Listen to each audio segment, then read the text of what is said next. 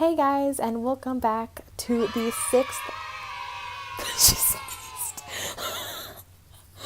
Hello, everybody, and welcome to the sixth episode of LP News.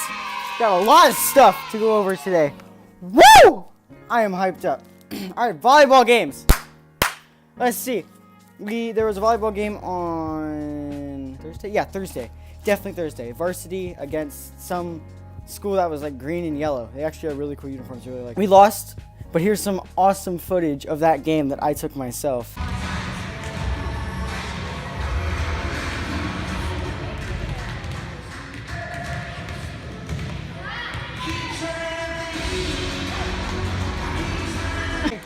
You're gonna be in the video on Saturday.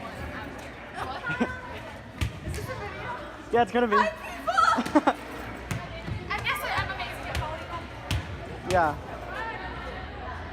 I look bad. I'm still in a uniform. This is funny because you look short. Welcome, ladies and gentlemen, to Lincoln Prep Academy.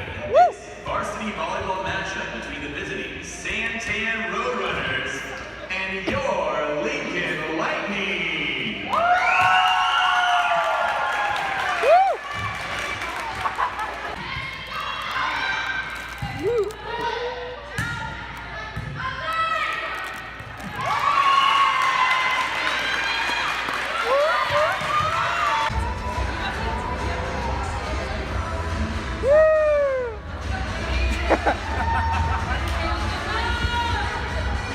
I can't like do anything else.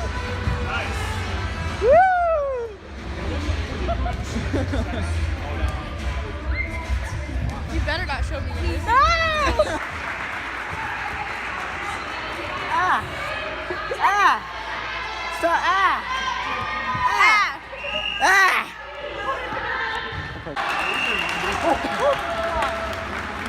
Oh my!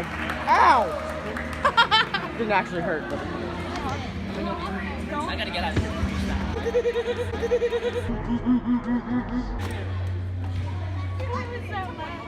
You! You weren't trying to. I better not be in that video. You probably will be. You have to video? You have to video? No, I'm just doing this thing. High school. High school. Step together. Step. Why? Make sure you're spotting two. Spotting two.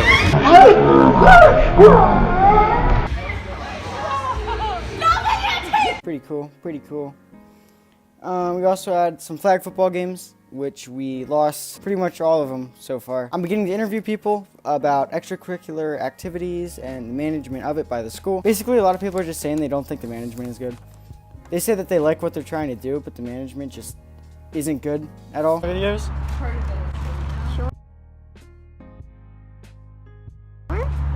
Hi. Hi. What, you want to say anything? Like, Hi. hi? I don't know. Hi. Say hi. Hi. You want to be in my video? Say hi. Hi. Say something. Say. What do you think of the extracurricular activities and after school stuff? The don't know. management of it? I don't know. You don't know? Okay, well, I'm trying to interview you. You can't just say I don't know. I think it's good Why? because it gives someone something to do.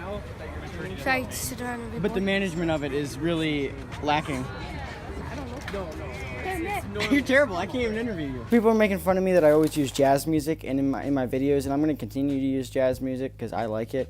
So, yeah. So the dance is going to be on the 29th of September. It's going to be harvest themed, whatever that even means. I'm not entirely sure. It's going to start at 7 o'clock, and it's going to be 6th through 11th grades. I don't know how to feel about that. I don't feel very good about that at all. I started interviewing some other people. Here's Emily Schweinberg. When I asked her how she feels about the dance being harvest themed again, she said that she basically is happy because now she knows what color to wear. I asked her what she thought about the 6th graders being there. She said, we'll let them do their own thing. I asked Ella Browder, and here's what she said. Quote, I'm completely unsatisfied with the fact that the school dance will be harvest themed yet again. Not only am I disappointed that they are using the theme, but I also believe that there should be some sort of student involvement in choosing the theme. At other schools, the student council votes for everything. The dance, at Lincoln, there should be some sort of student responsibility with the preparation of the dance. In the school as a whole, should be able to vote for the theme. I totally agree. I don't like the harvest theme. I don't think it's a good idea. I think it's just bad in general. Nobody likes it. Come on, harvest theme, like, you know, sucks. So the other day in class, Mr. Ashton saw that Jaren's shoe was untied, so he goes to tie Jaren's shoe. He's like, here, I'll tie your shoe for you. Don't worry about it. I got you. And instead of tying Jaren's shoe, I mean, he still tied it, but he tied it to the table. So Jaren, being Jaren, overreacts completely and flops onto the floor. In regards of Hurricane Florence hitting the East Coast right now, North Carolina specifically. There is significant flooding still coming. Days of flooding ahead. There's been about 30-some inches of rain already. I found reports that said there's about 8 dead from the storm. Fox News says there's 6 dead. Like essentially every single news source I check is saying something different. If you want to get more information and if you want to help out these people, go to the link in the description and you can be transferred over to one of those sites to get more information or to help. Hurricane Florence hit the East Coast with a force of a Category 1 hurricane. Since hitting the East Coast, it has been downgraded from a Category 1 to a tropical storm. So, Typhoon Mangkhut, I don't know how to say it. Typhoon in the Philippines made landfall and killed at least 12 people. It hit the Philippines with a strength of a Category 5 hurricane, so it was pretty strong. So far, it's been the strongest storm of the year around the world, which is pretty crazy. Yeah, pretty crazy stuff though. I hope everyone there obviously is okay and stuff. So yeah, the European Union votes to adopt a copyright law that could ban memes. The laws would force Google, Microsoft, and others to pay publishers for displaying snippets of news stories, which could effectively forbid EU citizens from sharing articles, says Jasper Hamill. That's really weird. I don't understand why they'd be doing that. Could also introduce mandatory upload filtering. Would require online platforms such as YouTube, Instagram, and others to create filters to prevent users from uploading copyrighted materials or seek licenses to display content. That's not good. That's bad. That's really bad. It doesn't affect us that much because we obviously don't live in. This could prevent the uploading of remixes, parodies, memes, and even links to articles on news sites. What? Why would they? I don't even get why they would prevent that. That seems like a good thing. That's honestly, I don't get that. That's dumb. That's just dumb. No idea what is going on there. Lawmakers at the Assembly, 438 voted in favor of it, 226 people voted against it, and there were 39 people just, I guess, didn't vote on it. MEPs believe the text contains provisions to ensure that copyright laws can be respected without limiting freedom of expression. Wiki and open source software platforms would not be affected. That's interesting. We have addressed concerns raised about innovation by excluding small and micro platforms or aggregators from the scope, Mr. Voss said. I don't know who Mr. Voss is, but apparently he said that. I am convinced that once the dust has settled, the internet will be as free as it is today. Creators and journalists will be earning a fairer share of the revenues generated by their works, and we will be wondering what all the fuss was about. He's essentially saying that it's going to be totally fine. There's going to be just as much freedom as there used to be. I don't believe that. That's just sketchy. The European Magazine Media Association praised the move as a great day for the independent press and for democracy, saying it would modernize the rules without stifling online competition. Computer and Communications Industry Association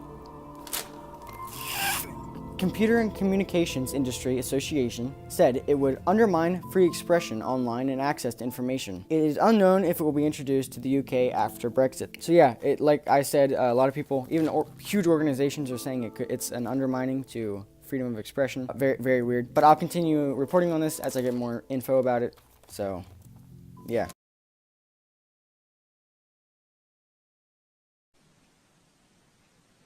Oh my gosh. Hi. The air leak on the ISS was literally so minor that ground control in Moscow and Houston agreed to let the ISS crew get a full night's sleep before finding and fixing the pressure leak. Okay, so the micrometeorite incident that I've been talking about, it's actually not that, the hole itself wasn't even that big of a deal. If it was sabotage, they did a terrible job at it. Stupid clock! Right. Literally so minor that ground control was like, you know what, it's not that big a deal, you know, you can just let it go for a while, I guess. I don't really care. So if it actually was sabotage, which it's not, but if it was, They did a bad job at it. They didn't do much. They suck. Like, they must not have known that they were doing. Like, a toddler must have done it or something. I have no idea, honestly.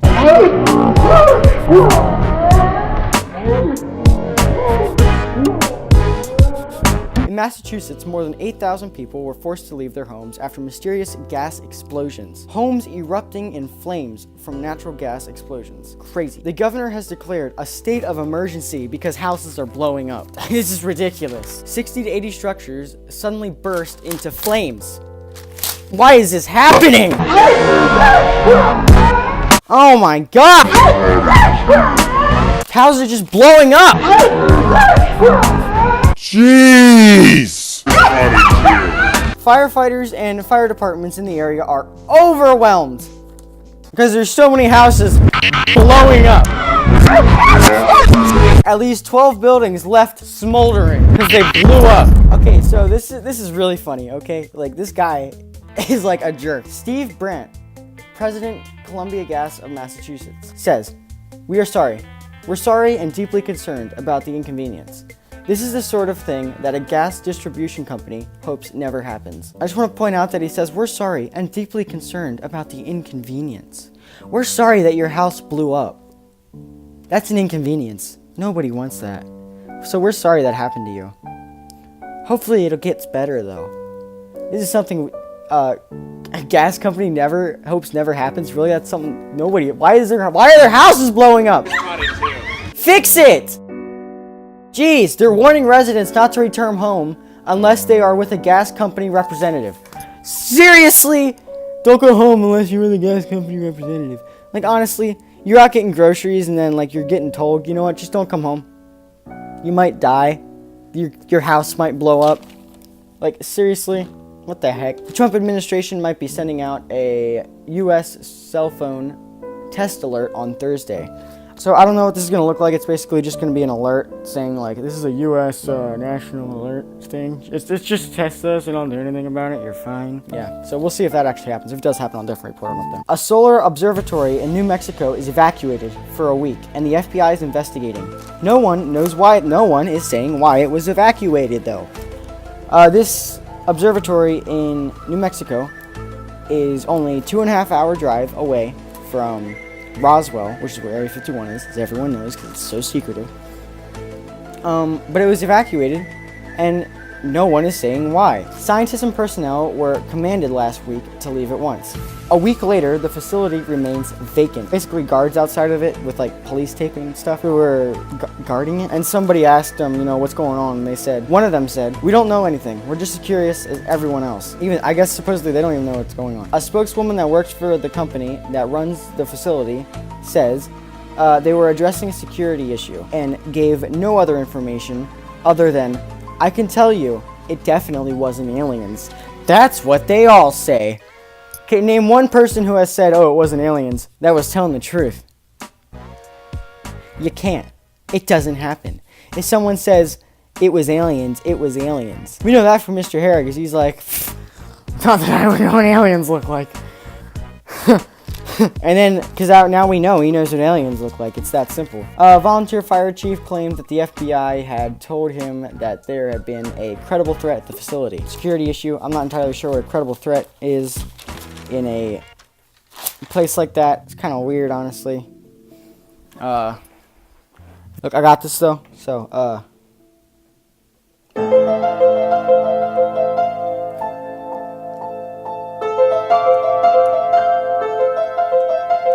dogs are up to. Here's my one dog.